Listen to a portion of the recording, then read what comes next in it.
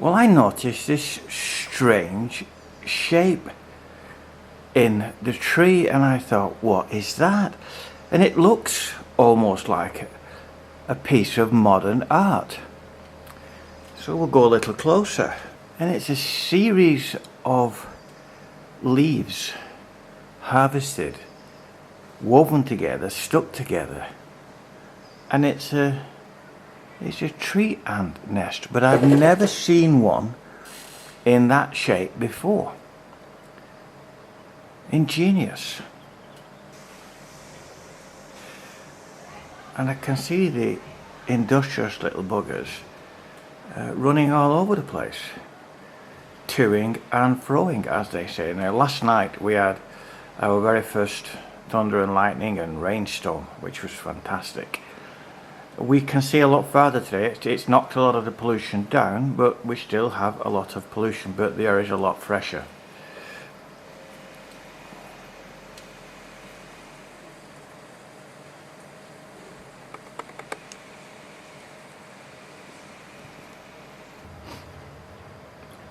You can see them scurrying hither and thither. They are fierce little creatures. Deadly interesting. And if you walk past the trail, they jump on your foot, and they don't sting you or bite you. They nip you with their jaws, with their mandrills. And they're absolutely fearless. And here's another one, and this one they've woven and constructed right against the trunk of the tree for protection, where they usually hang in the leaves. They are ingenious little rascals.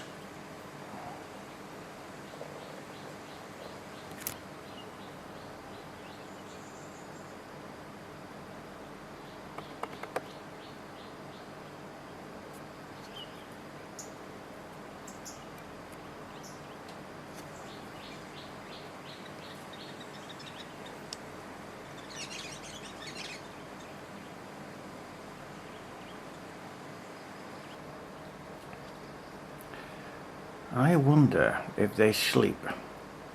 They seem to be at it all the time. They run along the garden wall, and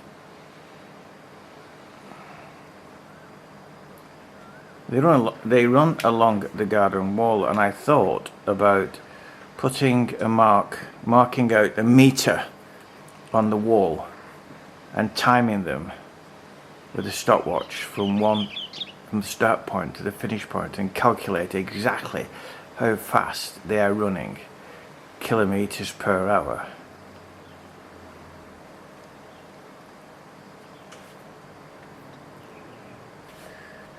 This is a branch in the Jamaican cherry tree, and they're running backwards and forwards up that like a rat up a drain, or like an ant up a branch.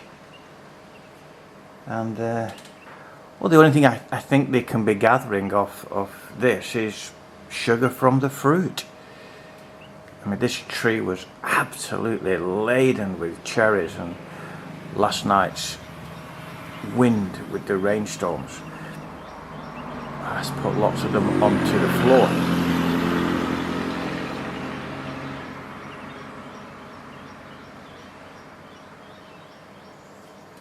They're well funny when they're running backwards and forwards, and they bump into each other, and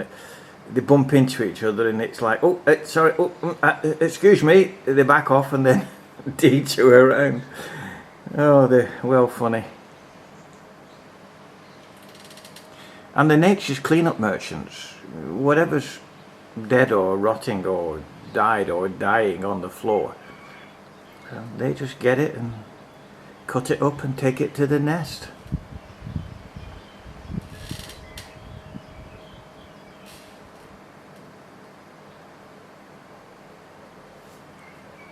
And here's one of the little flowers with its arms flung wide, and it's saying to the insects, come on, fertilise me, make me into fruit.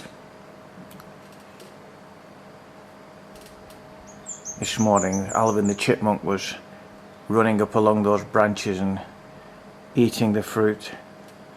Very funny. He runs, sometimes he's upside down running along the branches.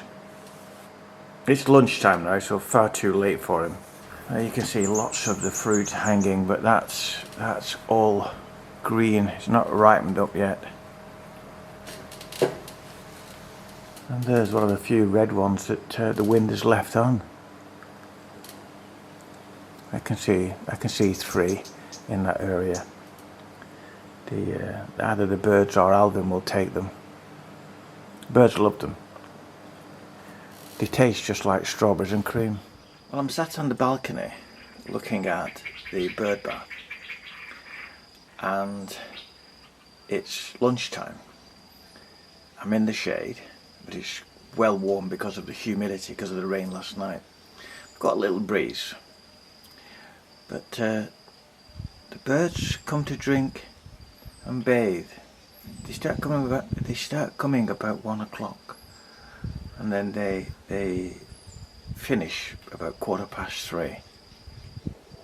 It's really 2 shifts, 1 o'clock and 3 o'clock, and they're interesting.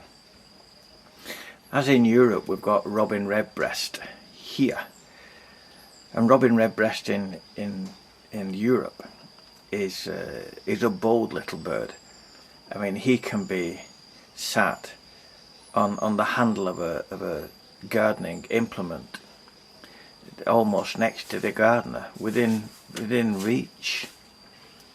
And here we've got the magpie robin, the black and white robin, and again, he's quite bold. I can get quite close to him without him, not as close as a European robin, but quite close. And he loves it when I get the mower out, because he's down on that mown grass and slaying insects and the like. And I've got quite a few in the garden. I've put up nesting boxes, but so far absolutely nothing. I'm going to make another few over this next few weeks and site them around the garden, and I don't know, but I'm going to try some different ones.